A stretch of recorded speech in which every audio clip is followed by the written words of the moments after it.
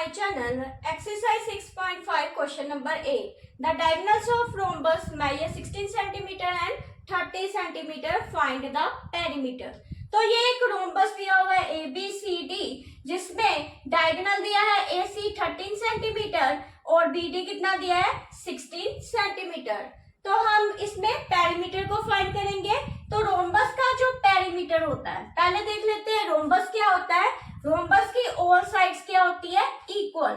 It means कि जो AB equal to BC is equal to CD equal to DA। तो ये all sides क्या होती है इक्वल। तो इसका पेरीमीटर किसके इक्वल हो जाएगा 4 इंटू साइड की। तो पेरीमीटर निकालेंगे। ये जो इसका सराउंडिंग पार्ट है ये जो पार्ट है सराउंडिंग पार्ट इसका हम एरिया फाइंड करेंगे। तो उसके लिए क्या करना पड़ेगा हमें AO और OB की वैल्यू को फाइंड करना पड़ेगा। जब ये दो वैल्यू राइट एंगल ट्रायंगल से हम निकालेंगे तो उससे हमें लेंथ फाइंड होगी AB की। तो अगर AB एक की लेंथ भी फाइंड होगी तो सबकी लेंथ सेम होगी तो उसको पेरीमीटर के फार्मूले से सॉल्व कर देंगे। तो पहले देखते हैं AO। तो AC हमें दिया है 30 सेंटीमीटर। तो AO उसका हाफ कितना हो जाएगा।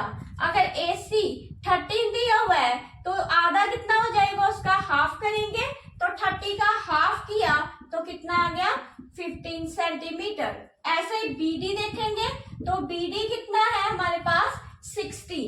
तो 16 को अगर BO की वैल्यू फाइंड करेंगे तो BO की वैल्यू फाइंड कैसे होगी BO इक्वल टू 16/2। तो ये आ गया 8। तो इसको एक और एग्जांपल से समझाती हूँ। जैसे AC लिखा है AC के अंदर दो नंबर आ रहे हैं AO plus OC। AO plus OC तो जितनी लेंथ AO की है उतनी ही OC की है। तो अगर AO OC के इक्वल है तो AC किसे लिखेंगे AO प्लस AO। तो ये आ जाएगा AC is equal to 2 times AO।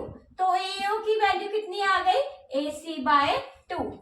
तो इसका मतलब AO किसके इक्वल है AC का हाफ। तो यहाँ पे मैंने ऐसे ही लिखा है AO is equal to AC का हाफ। ऐसे BO को भी कैसे लिखेंगे BD का हाफ। तो सेम हम डायगोनल BD के लिए भी यही प्रोसीजर को करेंगे। तो अब हमारे पास AO और BO निकल आया। AO निकला 15 सेंटीमीटर और BO निकला 8 सेंटीमीटर।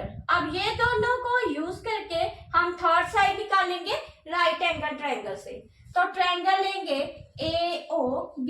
तो AOB में पाइथागोरस थ्योरम लगाएंगे। तो ये AO का स्क्वायर प्लस OB का स्क्वायर इक्वल टू किसके आएगा AB के स्क्वायर के।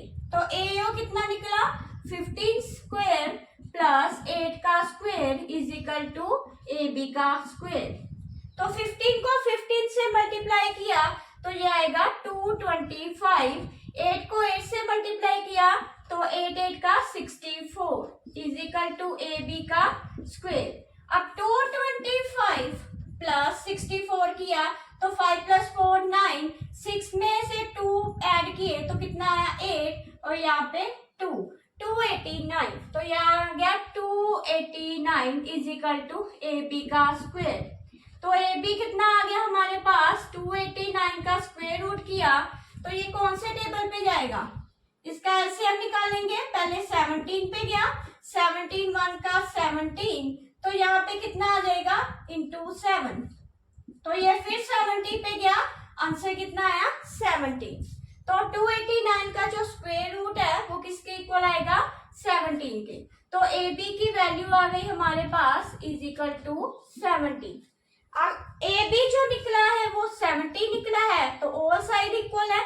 तो ये भी 17 ये भी 17 और ये भी 17। अब इसका पेरीमीटर मींस इसका सराउंडिंग पार्ट निकाल लेंगे।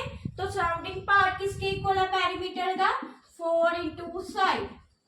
तो 4 को 17 से मल्टीप्लाई किया तो कितना आंसर आएगा 68 सेंटीमीटर।